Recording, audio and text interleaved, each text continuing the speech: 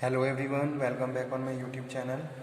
Student, आज हम ओबी में डिस्कस करेंगे कॉन्सेप्ट ऑफ लर्निंग। लर्निंग का क्या कॉन्सेप्ट है, ठीक है। तो आज के सेशन से हम स्टार्ट करने जा रहे हैं लर्निंग।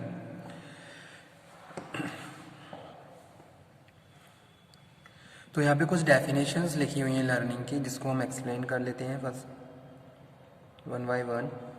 सिंपली अगर मैं लर्निंग की बात करूँ, लर्निंग क्या है? लर्निंग में be describe as the process of acquiring the ability to respond adequately to a situation which may or may not be have been previously encountered, the favorable modification of response tendency consequent upon। तो learning क्या है? Learning एक process है जिसमें हम उस ability को acquire कर रहे हैं जिसके हिसाब से हम एडिक्वेटली रिस्पॉन्ड करते हैं। जैसे कि सपोज हम किसी भी ऑर्गेनाइजेशन में जॉब के लिए जा रहे हैं, ओके। अब आपको वहाँ पे किस तरीके से बिहेव करना है, it you must be learn. आपको लर्न उससे पहले आपको ये लर्न करना होगा कि भाई आप किसी भी एक नए ऑर्गेनाइजेशन को ज्वाइन करने जा रहे हो, how to behave in that organisation you know very well. तो ये क्या है? एक तरीके से लर्निंग है। तो वही स्टार्टिंग में यहाँ पे बताया गया है कि भाई लर्निंग में be describe as the process of acquiring the ability to respond adequately, ठीक है। तो you have to able to respond in a particular manner, this is learning. So learning can be defined as a relatively permanent change in behavior as a result of prior experience. Something you are learned and you are including your behavior also. ठीक है, आप कुछ learn कर रहे हो और उसको अपने बिहेवियर में भी इंक्लूड कर रहे हो। जैसे suppose you are learning anything as well as you are behaving according to them. आप कुछ लर्न कर रहे हो और उसको अपने बिहेवियर में इंक्लूड भी कर रहे हो, आप उस हिसाब से बिहेव भी कर रहे हो, तो वो क्या है? लर्निंग है। उसको हम क्या बोलते हैं? Learning. That's why we are saying learning is an important psychological process of determining human behaviour, ठीक है। It is a continuous process and it occurs all the time, every time, in all the time you can learn anything. It is depend on you and your psychological process, okay। learning may be defined as the sum of total behavioral changes, यानी कि आपके behavior में जो भी changes आ रहे हैं resulting from experience at the training, that is your learning। जैसे कि एक डिपार्टमेंट में क्या है, एक कुछ एम्प्लॉयज़ हैं, उनको ट्रेन किया जा रहा है, ठीक है। यानी कि ट्रेन करने के बाद उनके प्रायर बिहेवियर और उनके पोस्ट बिहेवियर दोनों में डिफरेंस आ रहा है। It means they are learning by the training programme, ठीक है। तो वो क्या कर रहे हैं? ट्रेनिंग प्रोग्राम से लर्न कर रहे हैं। जैसे कि क्या है, किसी भी बच्चे को आप क्या कर रहे हो? कुछ सिखा रहे हो, ओके। वो लर्न कर रहा है। अब ऐसा नहीं कि वो लर्न कर रहा है बस खाली वो उसको सुन रहा है, उसको सुनने के बाद, उसको समझने के बाद वो उस हिसाब से रिस्पॉन्ड भी कर रहा है। This is learning. तो उसको हम क्या बोलते हैं? लर्निंग बोलते हैं। means to say permanent change in your behavior, okay। learning is the process by which a person construct knowledge, skills और capabilities, ठीक है। आप नॉलेज को इम्प्रूव कर रहे हो, आप अपग्रेड कर रहे हो, आप बहुत सारी चीज़ों को सीख रहे हो, अपने स्किल्स को इम्प्रूव कर रहे हो, यू आर कैपेबल, आप अपनी कैपेबिलिटी को बढ़ा रहे हो, you are improving your ability to respond a particular manner, that is your learning. जैसे कि ऑर्गेनाइजेशन में हम क्या कर रहे हैं? जॉब कर रहे हैं, साथ के साथ हम बहुत सारी चीज़ों को लर्न भी करते हैं, ठीक है। जैसे सपोज एक मैनेजर किस तरीके से डिसीजन मेकिंग कर रहा है, किस तरीके से वो एक पर्टिकुलर सिचुएशन में रिस्पॉन्ड कर रहा है, उसका बिहेवियर, इन सब चीज़ों से जो उसके सबऑर्डिनेट है बहुत सारी चीज़ें लर्न कर सकते हैं, ओके। तो वो क्या है? लर्निंग है। Learning is relatively enduring change in behaviour brought about the consequence of experience. यानी कि जो हम एक्सपीरियंस करते हैं उसके बेसिस पे भी हम बहुत सारी चीज़ों को सीखते हैं और उसके हिसाब से फिर फ्यूचर में रिस्पॉन्ड करते हैं। तो वो क्या है? लर्निंग है, ओके। तो यही डेफिनेशन भी लिखी हुई है। एक डेफिनेशन दी है E.R. हिलबर्ट ने। इन्होंने डिफाइन किया है लर्निंग को। Learning is relatively permanent change in your behaviour that occur at a result of prior experience, okay. It can set that change in behaviour indicate the learning has taken place that learning is a change in behavior, okay। now we are moving on characteristics of learning। this first one क्या है? learning is growth। learning क्या है? learning growth है।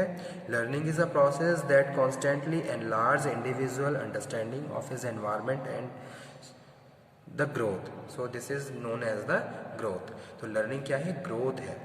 second characteristics है learning is adjustment।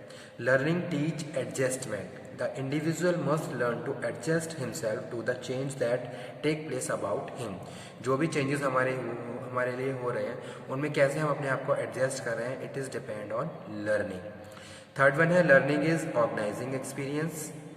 Learning involve repeated experience, each modifying the learners attitudes, idea, knowledge, skills and habits.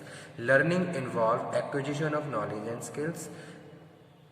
It gives insight into how to best develop the talent and skills employee need to performance effectively. Okay, organisation में आप किस तरीके से बहुत अच्छे से अपने आप को सस्टेन करके रख सकते हो और अपनी जॉब, अपने फंक्शंस को परफॉर्म कर सकते हो।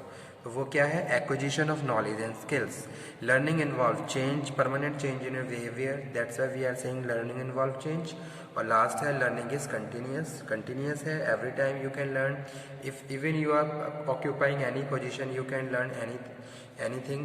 So that's why we are saying learning is continuous. Learning is a continuous process and it affect all the mode of behavior and continuous throughout the life cycle. Okay, now next one is the process of learning. तो learning का process समझ लेते हैं क्या है। तो यहाँ पे मैं बात कर रहा हूँ किसकी? Process of learning. तो यहाँ पे कुछ एलिमेंट है जो हम डिस्कस करेंगे प्रोसेस ऑफ लर्निंग में। ओके, तो जो सबसे पहले एलिमेंट है, सबसे पहला स्टेप है, वो क्या है? स्टिमुलाई है। तो यहाँ पे लिख लेते हैं steps in learning process, in learning process. तो कौन कौन से स्टेप्स हैं लर्निंग प्रोसेस के? Steps in learning process, first one है stimuli.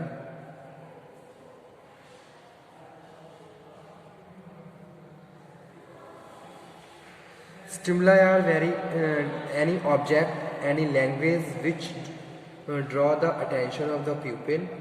Employee gets stimuli from the action of their superior. जैसे कि मैंने एग्जाम्पल कोट किया था कि भाई अपने मैनेजर जो है उसके और उसके जो सबॉर्डिनेट हैं, तो मैनेजर का जो भी बिहेवियर है एक पर्टिकुलर मैनर में, एक ही पर्टिकुलर सिचुएशन में, वो उनका जो भी एक्शन है वो क्या है? स्टिमुलाई है। किसके लिए? सबॉर्डिनेट के लिए, कि वो किस तरीके से एक पर्टिकुलर सिचुएशन में कैसे रिस्पॉन्ड कर रहा है। ओके, तो वही चीज़ यहाँ पे हम बात कर रहे हैं, employ gets stimuli from the action of their superior. Second यहाँ पे हम बात कर रहे हैं अटेंशन। ओके, तो अटेंशन में यहाँ पे हम बात कर रहे हैं the degree of attention depend upon the nature of stimuli. All stimuli are not paid attention to, technical and interesting stimuli are highly attended, career oriented stimuli are generally accepted by the employees. Okay, third one यहाँ पे हम बात कर रहे हैं किसकी? Recognition. Recognition, attention paid stimuli are recognise, यानी कि जिन स्टिमुलाई को आपने अटेंशन किया है फिर आप उनको क्या करोगे? स्टिमुलाई उनको रिकॉग्नाइज करोगे। Are recognise as acceptable factor of improvement and new life styles. Employees paying attention to stimuli are recognizing the stimuli for learning purpose. Okay, उसके बाद जो फोर्थ है वो है translation. Translation, recognized stimuli are evaluated at the mental level to eliminate the irrelevant points of accepting a part of the stimulus for changing behavior. यानी कि जिन भी stimuli को आपने अटेंड किया, अटेंटिव हैं, उनको रिकॉग्नाइज करेंगे, फिर आप उनको क्या करेंगे? ट्रांसलेट करेंगे एक मीनिंग में। तो वो यहाँ पे हम बात कर रहे हैं रिकॉग्नाइज स्टिमुलाई आर इवेल्युएटेड, यानी कि आप उनको इवेल्युएट कर रहे हो at the mental level to eliminate irrelevant points, यानी कि जो इररेलेवेंट पॉइंट्स हैं उनको आपने एलिमिनेट कर दिया और जो रेलिवेंट पॉइंट्स हैं उनको आप क्या कर रहे हो? ट्रांसलेट कर रहे हो। तो वो इस स्टेप में हम बात कर रहे हैं। उसके बाद है नेक्स्ट एलिमेंट फिफ्थ नंबर पे री इन्फोर्समेंट। ठीक है, री enforce perception is learning. Okay, Okay. The perception process includes stimuli, attention, recognition, translation, behavior. Perception leads to learning, but perception itself is not learning unless it is reinforced. तो यहाँ पे reinforcement है, तभी हम learning को follow कर रहे हैं. ठीक है कि भाई you are reinforced to stimulating the perceiving the environment. तो वो यहाँ पे हम बात कर रहे हैं. उसके बाद जो next element है वो है behavior.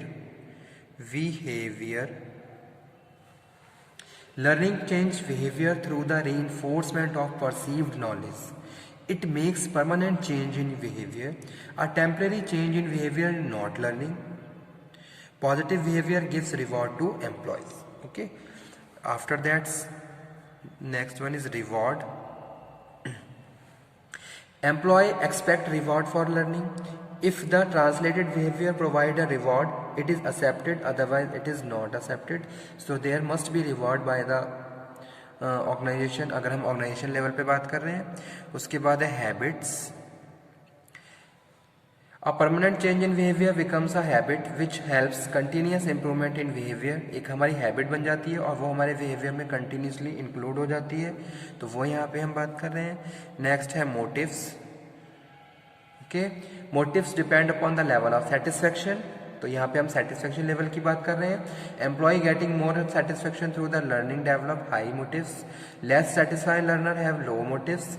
Learning is complete only when motives are fully realized and translated into efforts. और last है 10th number पे efforts. Habits help achieve good efforts and performance. This is a continuous process. Efforts are the automatic outcome of good habits which are acquired through the learning process. Okay. तो ये था learning का process जो हमने cover किया. एक इसका figure भी मैं बना देता हूँ ताकि आप प्रोसेस को प्रॉपरली अंडरस्टैंड कर पाएँ. तो सबसे पहले यहाँ पे क्या है, स्टिमुलाई है. स्टिमुलाई को फिर हमने यहाँ पे क्या करा, अटेंशन से कनेक्ट करा. अटेंशन के बाद जो नेक्स्ट है वो क्या है, रिकॉग्निशन. रिकॉग्निशन के बाद जो नेक्स्ट है वो है ट्रांसलेशन. ट्रांसलेशन के बाद